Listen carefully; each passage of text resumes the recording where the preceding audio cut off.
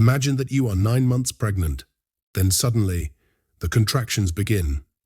Normally, this means one thing: going to the hospital. But what if the nearest hospital is not minutes away, or even hours away? What if you were living in a small community in the Arctic, surrounded by snow, ice, and freezing winds? What happens when labor begins there? And perhaps the most important question: how do women give birth in one of the coldest inhabited places on Earth? And what if things go wrong? What if labor starts early and help does not arrive?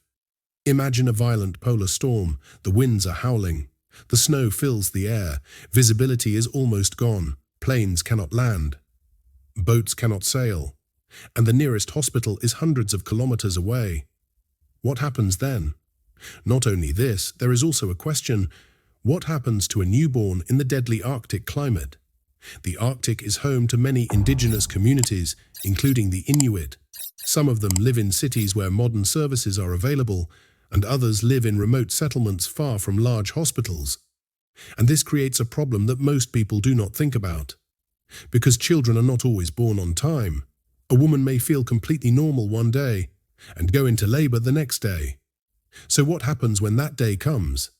Today, in many Arctic regions, doctors work hard to avoid emergencies before they happen, weeks before the expected due date. Some pregnant women are flown to places hundreds of kilometers away from their homes, not because they are sick, not because there is a problem, but because doctors do not want labor to begin in a place that lacks the medical equipment needed to deal with complications. Imagine leaving your family, your home, your community, and waiting in another city for weeks, just in case the baby arrives. For many women, this is a normal part of pregnancy in remote Arctic regions. But this raises another question: why all this effort? What makes childbirth in the Arctic so difficult? The answer is not only the extreme cold, but distance. In a big city, an ambulance may arrive within minutes. But in the Arctic, help may be hundreds of kilometers away. Sometimes the only way to connect with the outside world is an airplane.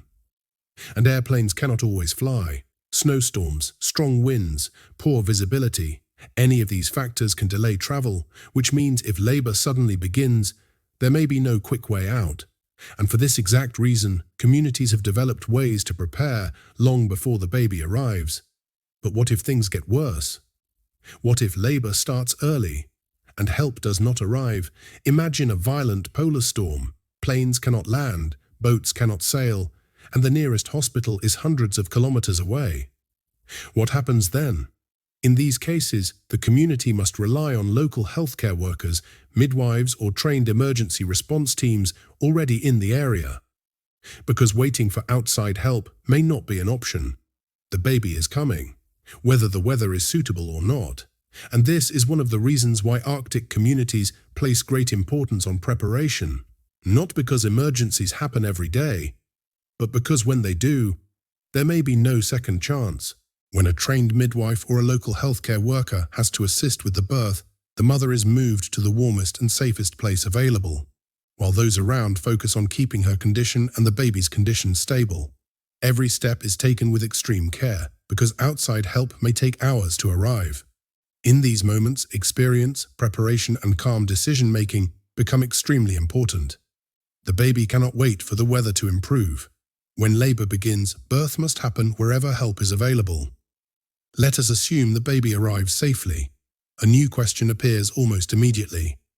What happens to a newborn baby in a place where the outside temperature may be colder than a household freezer?